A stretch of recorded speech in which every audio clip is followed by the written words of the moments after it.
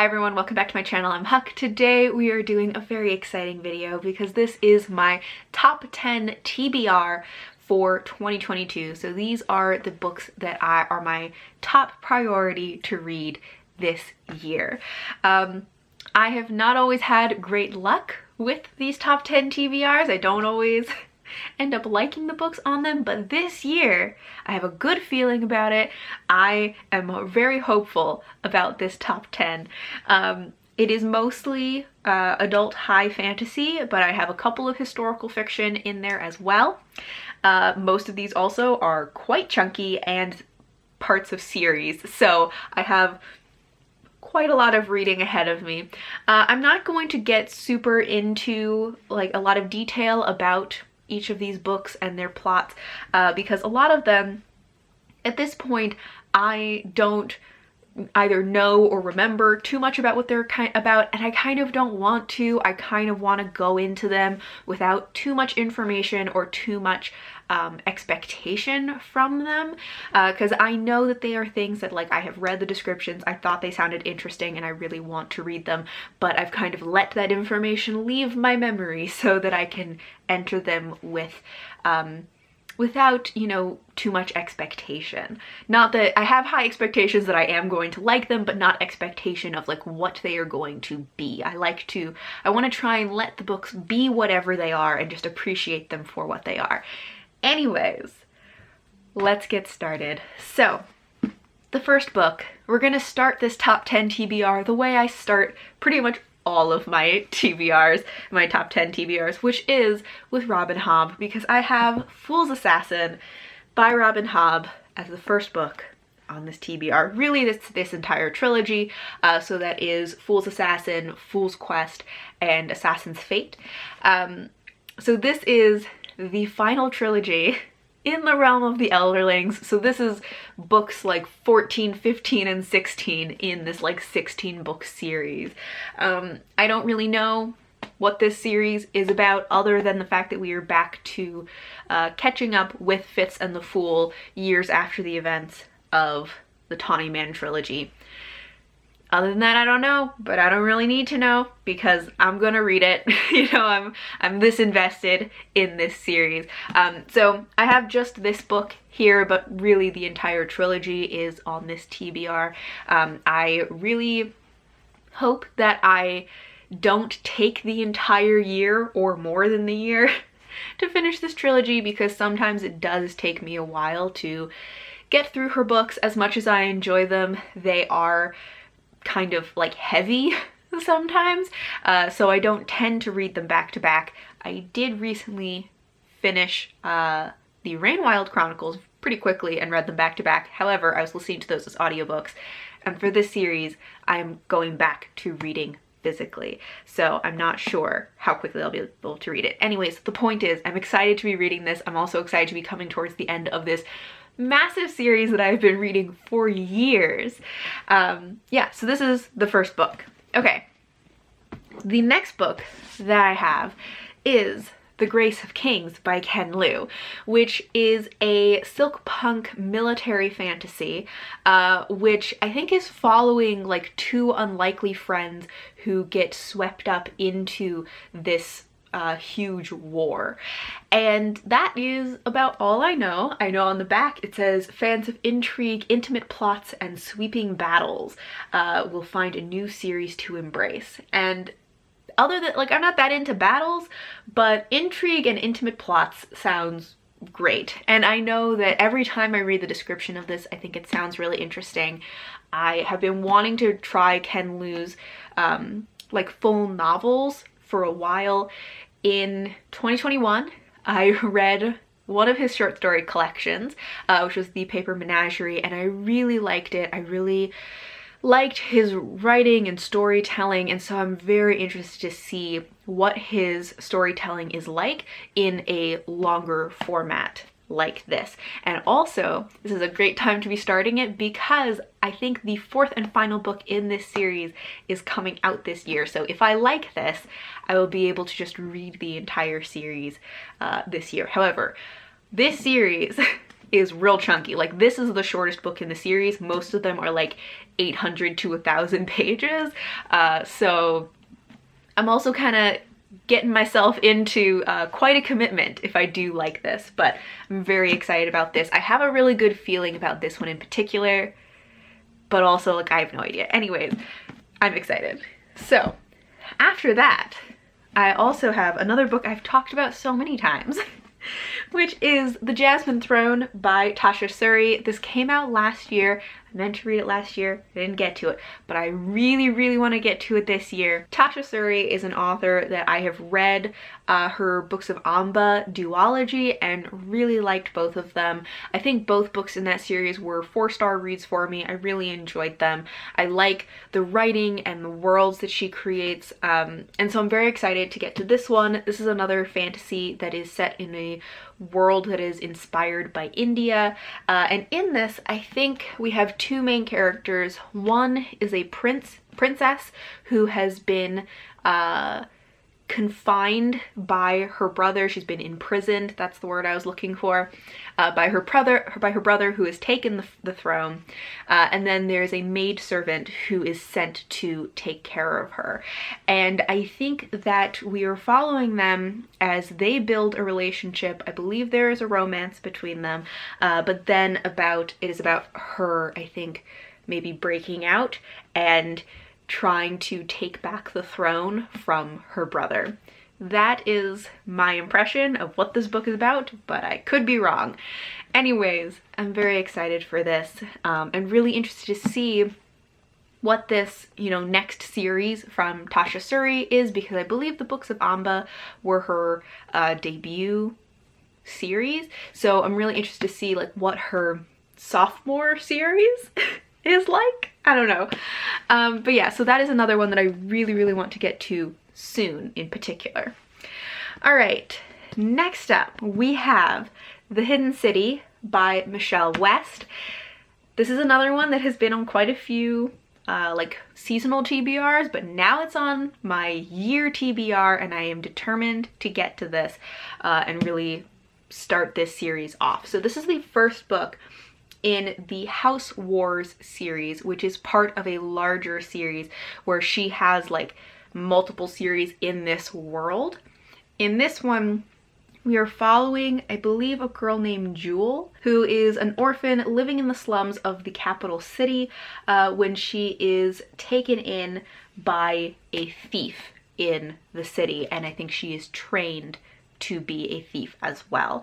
I don't really know where it goes from there, but I think that she gets involved in some larger like politics and plots in this world, because this, I believe, is like a 6 or 7 book series that is connected to this like much larger series that is like another, 16 or 20 book world as a whole.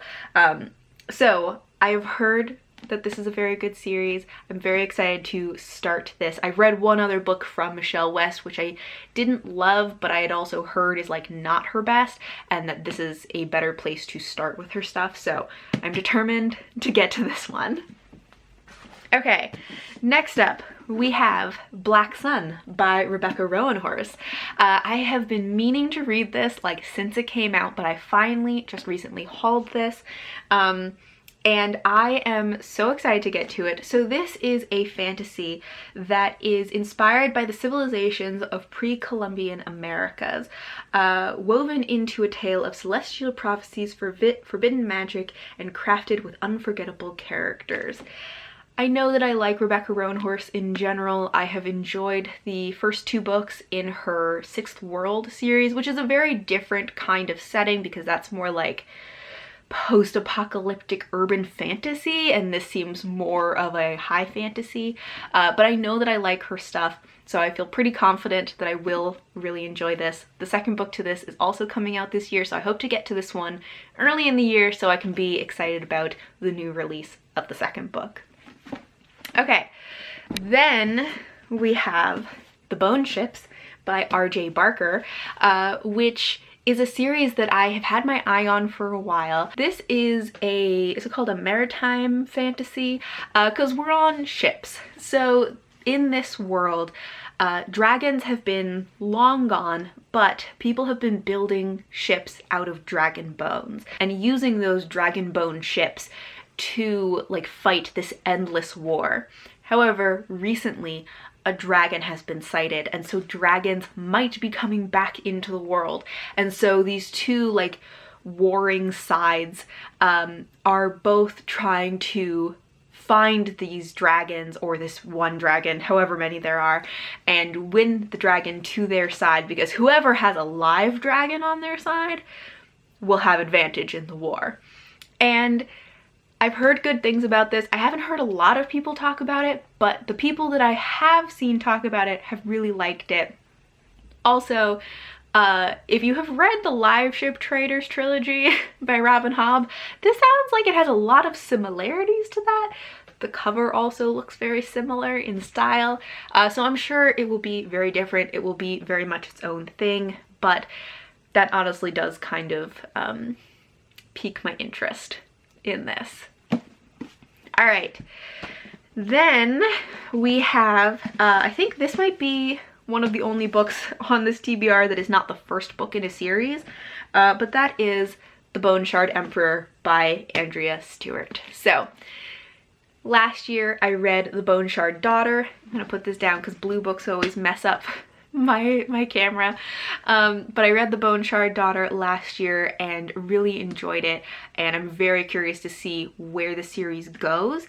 So I recently got the second book and I'm very excited for it. So this is set in a world where the Emperor is able to use bone shard magic, where he kind of creates these constructs that are put together from like the body parts of different animals and then animates them using bone shard magic. So he uses shards of bone from people from the Empire to animate these constructs. However, if your bone shard is used, it kind of like saps your life from you, and so if your bone shard is used, it like severely shortens your life.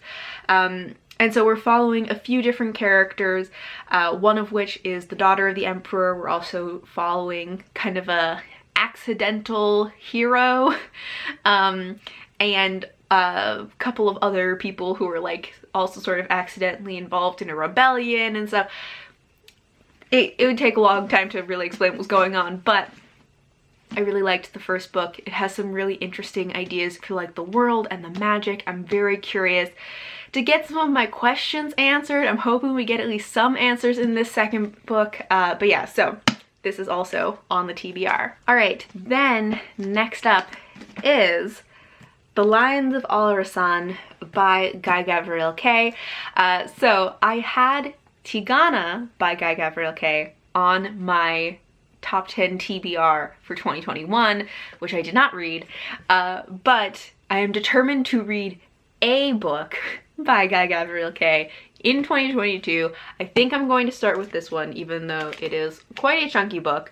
But the reason I picked this one up initially is because a book club that I'm a part of was reading this. I didn't get to it in the month that they were reading it, but I heard people just raving about it, which got me very excited. And also I have heard that for people new to Guy Gavriel Kay, Tigana may not be the best place to start, and that this actually might be a really good place to start. So I picked this up. I really want to get to it this year. I actually have no idea what this is about. I know that it is like historical fantasy. I believe it's inspired by maybe like Renaissance Spain? I'm not sure. I really don't know what it's about at this point, but I really want to get to this. All right, and then for my two historical fiction books on this TBR, I have another blue one, so I'm not gonna hold it up for long, but the first one is The White Mare by Jules Watson. So this is historical fiction set in 79 AD, where we are following Rianne, who is a courageous and beautiful Scottish princess and priestess, scarred by her violent past. But I believe there's also romance in this. This is one of those books that is frequently recommended, that if you like Seven Waters by Julie Marillier, you will also like this. So it's another one that I don't really know too much about what it's about, mostly just that I see it often recommended as for fans of Seven Waters, which of course I am a fan of that series. Also, it does sound like something I would like, that it is about, you know, a Scottish princess slash priestess. So I'm excited to get to this one.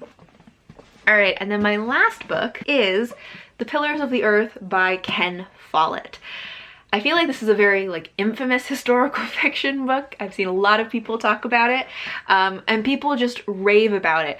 All that I really know is that it's about people building a cathedral, which honestly doesn't sound that interesting, but everybody like raves about this and says like, yeah, the premise doesn't sound like it would be that exciting, but it's so good and people just love it. So I'm hoping to love it as well. This is quite chunky. It's like over 900 pages. For trying to get more into historical fiction, this is like a deep dive, I feel like, because it's quite a chunky book. But I'm really hoping to love this as much as everyone else seems to. Okay, those are my top 10 books that I want to read in 2022. I am so looking forward to all of these. This year, I really have a good feeling about these. I really hope that I love at least some of them. But I would love to know, what are some books that are on your top TBR for 2022? What are you most looking forward to or most determined to get to? But thank you all for watching, and until next time, bye!